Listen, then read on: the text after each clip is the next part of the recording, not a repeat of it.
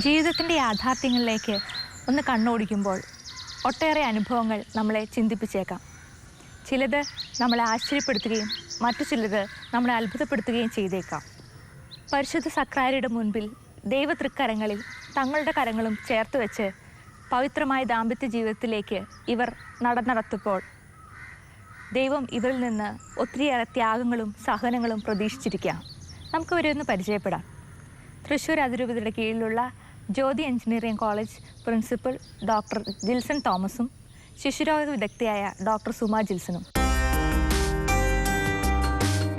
താമരശ്ശേരി രൂപതയിൽ Kuttippuram saint Joseph's ഇടവകയിൽ തുണ്ടത്തിൽ വീട്ടിൽ ഡോക്ടർ ജിൽസൺ തോമസും ഡോക്ടർ സുമ ജിൽസണും സിസേറിയനിലൂടെ 5 മക്കൾക്ക് ജന്മം കൊടുക്കുകയും 6ാമത്തെ കുഞ്ഞിന്റെ വരവിനായി കാത്തിരിക്കുകയും ചെയ്യുകയാണിവർ.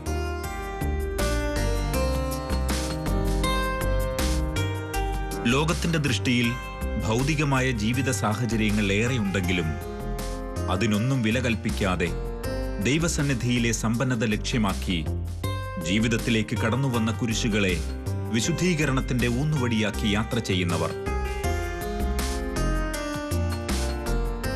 ഭൂരിഭാഗം ആളുകളും, അതായത് 90% ആൾക്കാരും 2 കുഞ്ഞുങ്ങൾ അല്ലെ 1 കുഞ്ഞ് മതി എന്ന് തീരുമാനിക്കുന്ന ഈ കാലഘട്ടത്തിൽ എന്താണ് കൂടുതൽ കുഞ്ഞുങ്ങളെ, ഒരു 5 കുഞ്ഞുങ്ങൾ 6 കുഞ്ഞുങ്ങൾ എന്നൊരു